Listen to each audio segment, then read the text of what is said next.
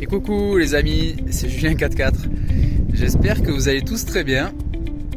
Aujourd'hui j'ai bravé le vent et la tempête pour vous faire une nouvelle vidéo.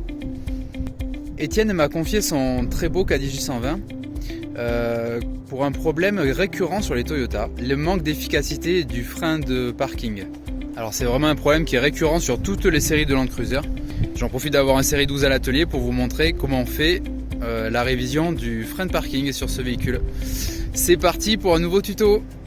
Cette image va parler à tous les propriétaires de Toyota Land Cruiser.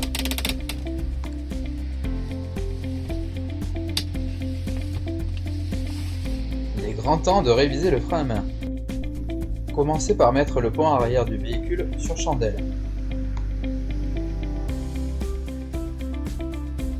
Pour ce tuto, je vous montre la procédure sur le côté gauche du véhicule.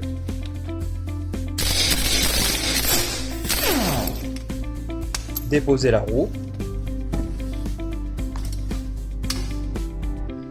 Voici un bon visuel sur le système de freinage arrière des Toyota Land Cruiser équipés de disques. Dans mon cas de figure, les freins sont en parfait état et ne nécessitent pas d'être remplacés. Commencez par repousser délicatement le piston de l'étrier de frein arrière.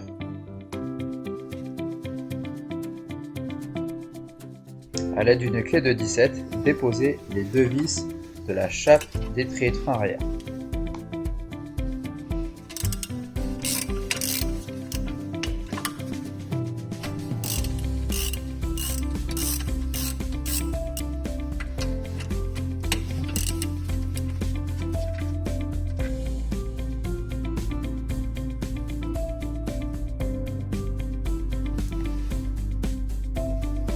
Déposez l'étrier de frein arrière, puis mettez-le en appui sur le pont.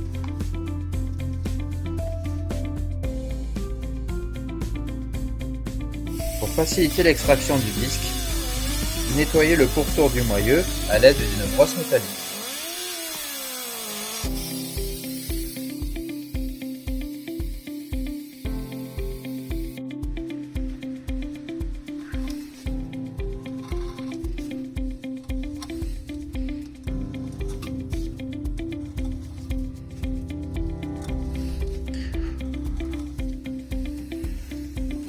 Toujours dans l'idée de faciliter l'extraction, utilisez un peu de dégrippant.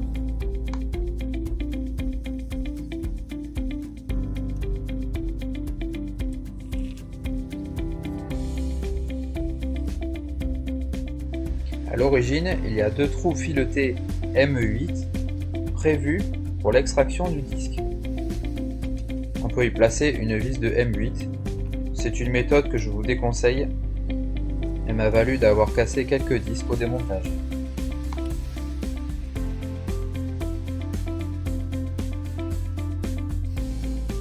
Simple et efficace, la méthode du coup de marteau. Faites bien attention de ne pas abîmer les boutons d'eau.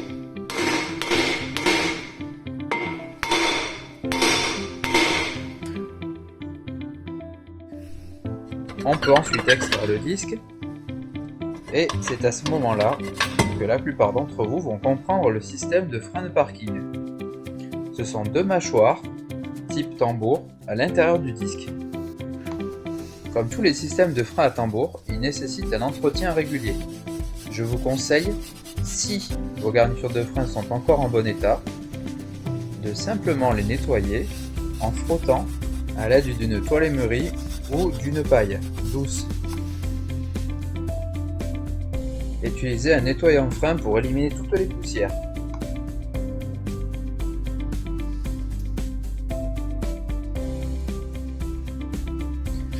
Maintenant que l'ensemble est bien propre, observez cette petite roue dentée. Elle est essentielle au bon réglage du frein de parking. Avec votre doigt, assurez-vous que celle-ci ne soit pas grippée et comprenez son utilité. Dans un sens, vous rentrez les mâchoires, dans l'autre, vous les écartez.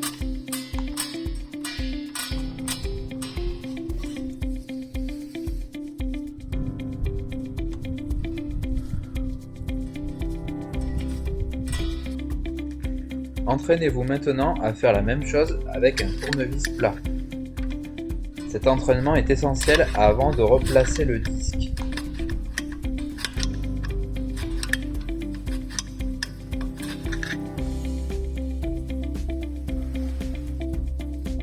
N'oubliez pas aussi de faire un coup de propre à l'intérieur du disque.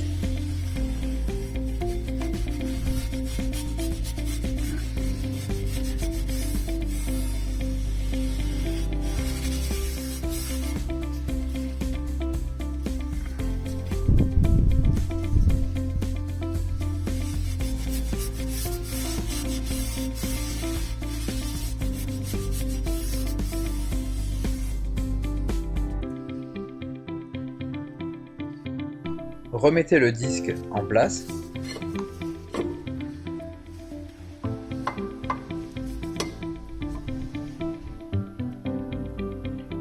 Puis, comme tout à l'heure, avec votre tournevis plat, venez écarter les mâchoires le plus possible.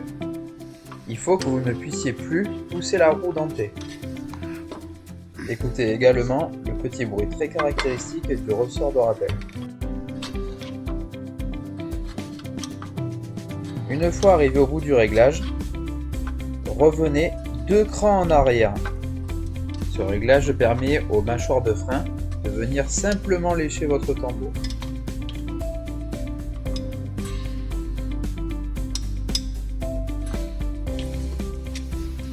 Assurez-vous qu'il n'y ait pas de résistance anormale à la rotation, c'est très important.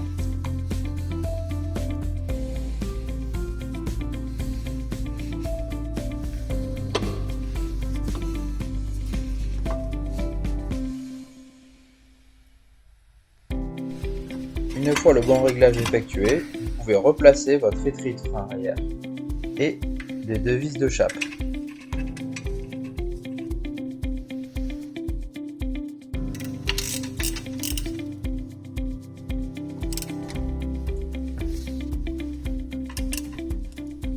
Une fois l'opération terminée à gauche, vous pouvez attaquer le côté droit. La procédure est exactement la même. À la fin de l'intervention sur le système de freinage, n'oubliez pas de pomper sur la pédale de frein. Ce n'est pas terminé, il faut régler désormais la tension du câble de frein à main.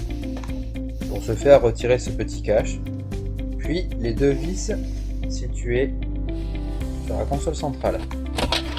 Retirez le cache et observez le système du levier qui actionne le câble de frein de parking. Pour régler la tension du câble, vous allez devoir agir sur cet écrou.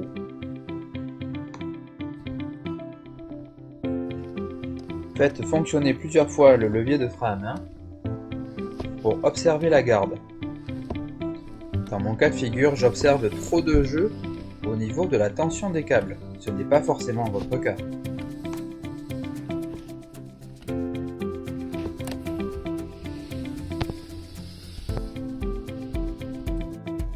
Si comme pour moi votre câble a besoin d'être retendu, utilisez une clé de 12, idéalement à cliquer, pour agir sur l'écrou de tension.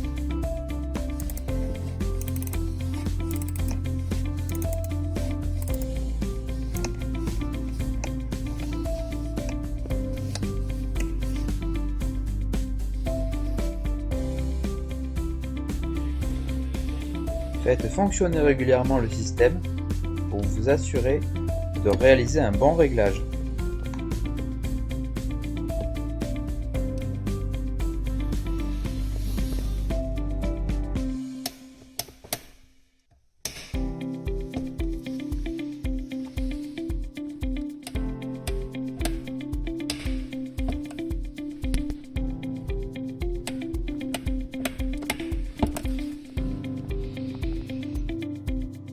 Une fois le bon réglage approprié trouvé, vous pouvez replacer le cache.